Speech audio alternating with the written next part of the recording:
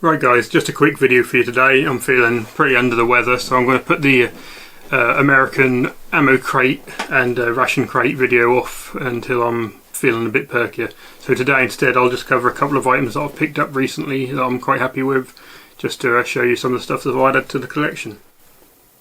Right, the first thing that I thought I'd show you is a couple of M1 carbine magazines I picked up. If I can get them in the camera for you.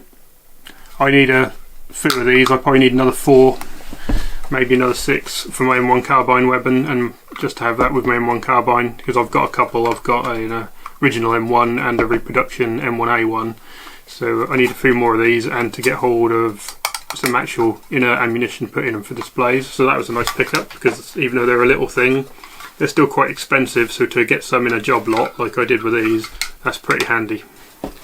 The second thing I've got here for you is a couple of toothbrushes.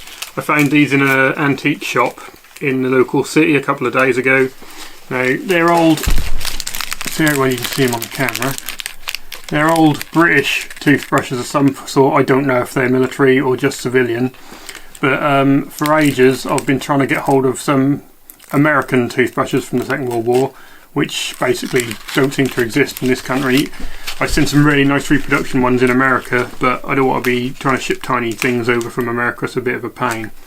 But these ones here, although they're not quite the same design as the American wartime ones, they do have the correct transparent green and transparent red plastic to them. Don't know where you can see that in the packet there.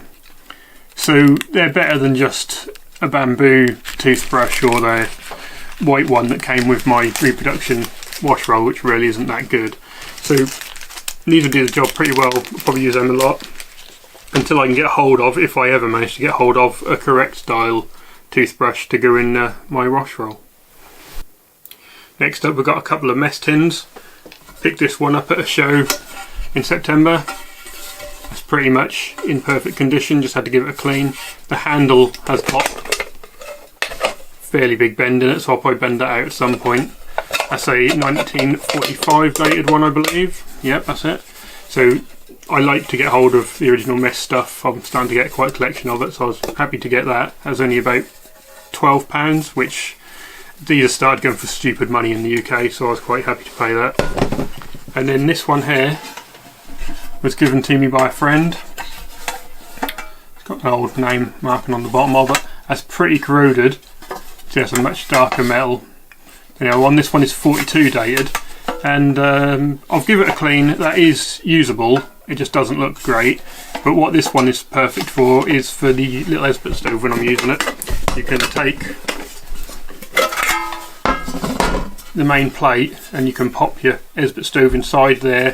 When it's sat on the floor, I'm often having to use it on grass or surfaces that do have a bit of a danger of catching fire, and I have set fire to stuff before with it. So if I pop it in this, which won't hurt this anymore, and that will just stop any accidents from happening again in the future, I won't have to set fire to any more of my canvas ground sheets, which may or may not happen in the past. So that was a very nice little gift from him. And then a few weeks ago I bought a job lot of stuff from a chap I know who was just clearing out his collection basically. Most of it was reproduction things, and you've seen some of it in the weapon videos, but amongst it was this pretty much immaculate 42 dated, no 43 dated stainless steel canteen.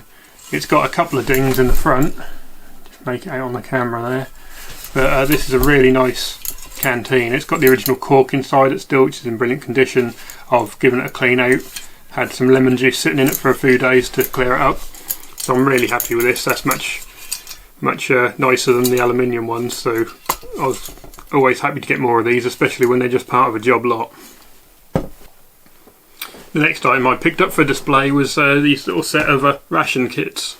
I got these in a trade with a friend. Now I've got some of these boxes already, which I use in my musette bag for my own food when I'm doing events, but these ones are a little bit different in that each one is packed with a variety of items inside them in little reproduction packets.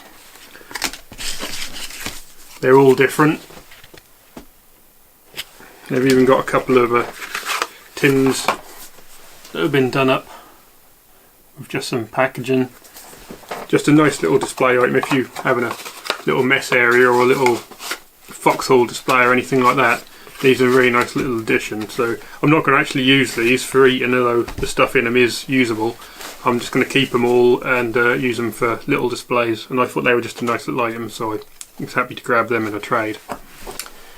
Had to move the camera a bit for this one, so excuse if my head's a bit cut off. But the last item that I found was a show in September called the Victory Show here in the UK, pretty big show, and on the ground for one of the reenactment displays there was this. It's a very late war United States Marine Corps haversack, both parts of it, and I didn't expect to be able to find one of these really, and all of a sudden one just popped up. I'd only really found out about them the week before because I was looking into different weapons, and that's in pretty decent condition. It's very faded.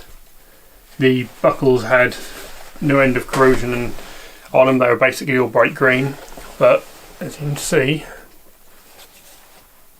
after a bit of lemon juice and scrubbing with a toothbrush, they're now perfectly usable.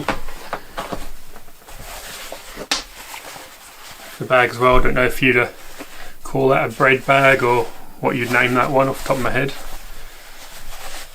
I know I have seen what it's called, I'm just not particularly awake today. I'm not slept very well, so that's lost to me at the moment. But I was really happy to find these. I don't really have a use for it because I don't have a Marine Corps impression, but in the future I probably will do, and these are handy for when you go out walks. You can actually wear this just like a backpack as opposed to the other types of haversack, which are a bit of a nightmare to use in that sort of fashion. So this is just something that's in my collection but without a real purpose at the moment, but in a year or two I'm hoping to do a Marine Corps impression, so I am starting to look for items like this whenever I can.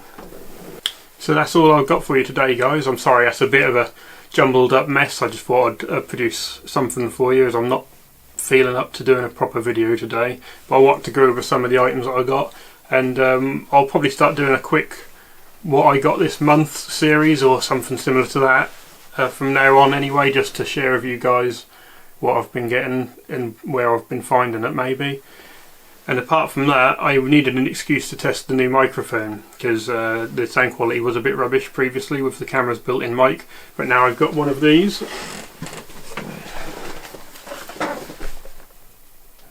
As I did a bit of research on the internet, just a quick bit of research, and these come up as one of the better options for doing this sort of content on YouTube.